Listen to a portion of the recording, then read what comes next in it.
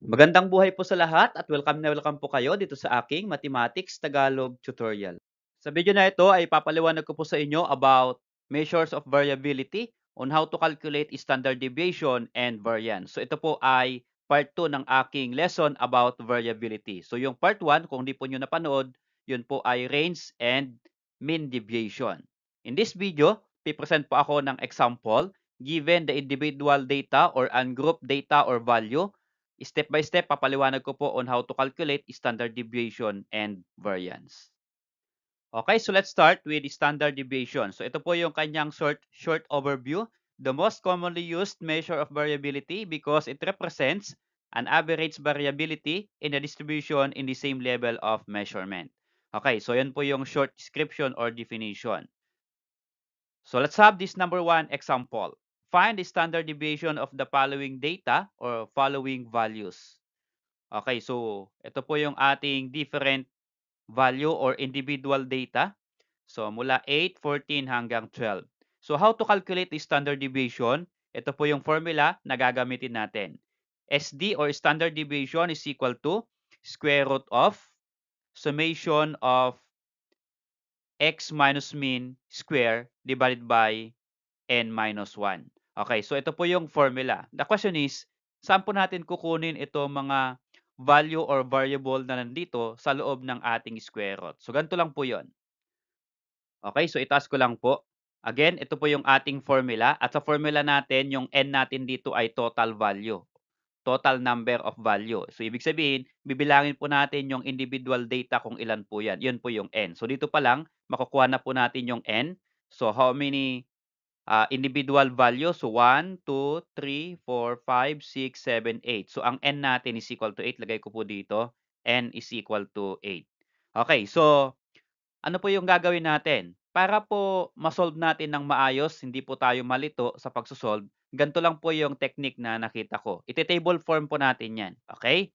So, ito po yung ating table form. Yung first column po niya ay x. Ito po kasi sa ating formula, mayroon pong x. Okay? So, yung x po dito, ito po yung individual data or individual score. So, 8, 14 hanggang 12. Ito po yan sa first column.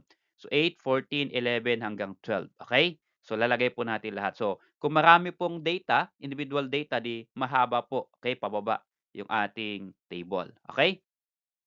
So next po, sa ating formula, meron po tayong mean. So ika-calculate po natin yung mean. So paano po kunin yung mean? Ang mean po ay average. So ang gagawin lang po natin diyan, i-add natin itong number or individual value divided by total number of value na 8. So gawin po natin. So mean is equal to summation of x or summation of score divided by n. So i-add lang daw po natin. So, 8 plus 14 plus 11 plus 20 hanggang plus 12. Ito po yun. I-add lang po natin ito lahat. Divided by n, which is 8. Okay? So, divided by 8. So, if you're going to add, that is 104 divided by 8. And what is 104 divided by 8? That is equal to 13. So, therefore, ang mean po natin dito ay 13. Since isa po yung mean natin, lalagyan po natin lahat ito ng 13. Ano po? Ito po ang column ng mean natin. So, lagay po natin, yan, 13. Okay, so after po natin makalculate yung mean at mailagay po natin dito sa second column, next na po natin yung third column. Ang third column po natin ay x minus mean or score minus mean. Ito po kasi sa ating formula, x minus mean. Okay, nandito po. So, lagay po natin dito sa third column niya yung x minus mean. Ibig sabihin, score minus mean. So, isubtract lang po natin dito 8 minus 13. So, what is 8 minus 13? That is negative 5. Lagay po natin dito. Okay?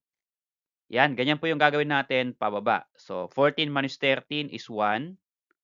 Next, 11 minus 13, lagay natin dito, negative 2. Next, 20 minus 13 is 7. Next, 11 minus 13 is negative 2, pababa. 13 minus 13 is 0. 15 minus 13 is 2. 12 minus 13 is negative 1. Okay? So, okay na po yung third column natin, yung score minus mean. So, next po ay i-square daw po natin yung score minus mean. So, yung result sa third column ay i-square natin. So, ano pong ibig sabihin ng square? Multiply natin yung number by itself. So, negative 5 square or negative 5 times negative 5 is positive 25. Okay? So, ito na po yung nilalaman ng ating fourth column. So 1 square or 1 times 1 is equal to 1. Next, negative 2 square or negative 2 times negative 2 is positive 4. Next, 7 square or 7 times 7 is 49. Again, negative 2 square is 4. 0 square is 0. 2 square is 4. And negative 1 square is positive 1.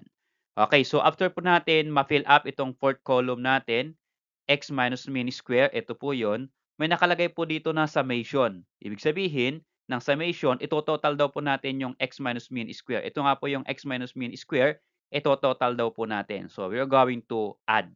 Okay, yan po yung ibig sabihin ng sigma notation na summation. We are going to add. So, 25 plus 1 plus 4 plus 49 plus 4 plus 0 plus 4 plus 1, that is equal to 88. Okay. So, summation of x minus mean square is equal to 88. So, okay na po yung ating table. Meron na po tayong summation of x minus mean square dito na 88. Ready na po tayo sa pagka-calculate using this formula.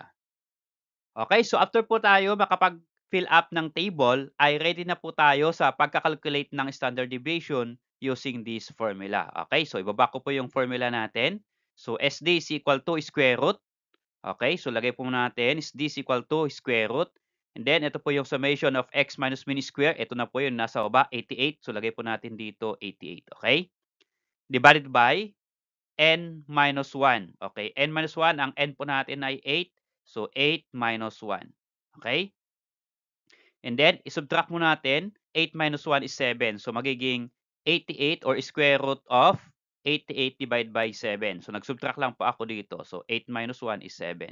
And then, i-divide po natin ito. 88 divided by 7 is equal to 12.5714. So, kinuha ko po yung 4 decimal place. So, square root of 12.5714. So, hindi po natin yan kayang i-calculate using pen and paper. Kailangan po natin gumamit ng calculator. So, pag i-press po natin sa calculator yan, ang square root po ng 12.5714 is 3.5456. So, yan na po yung kanyang standard deviation.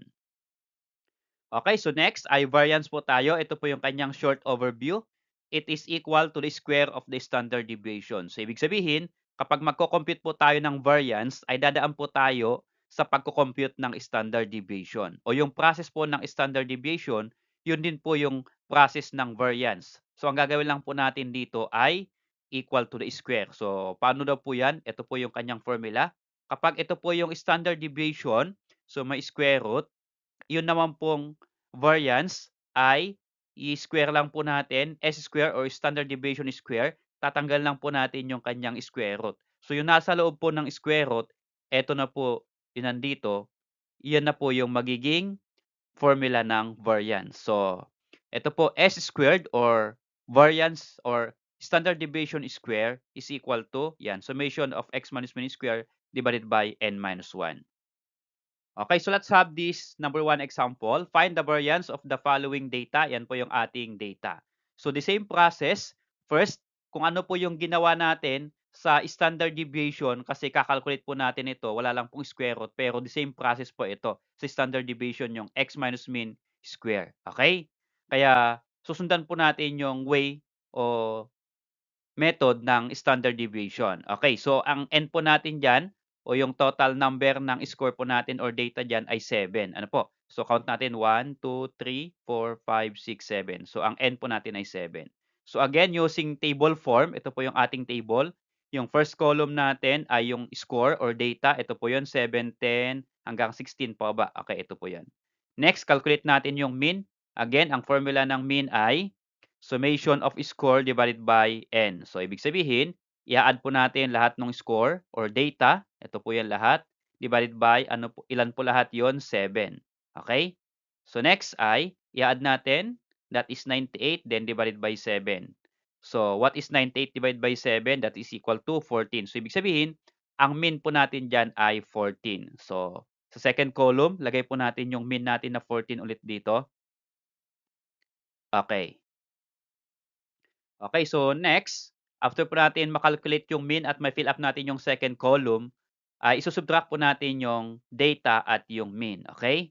So, x minus mean. So, 7 minus 14, is negative 7.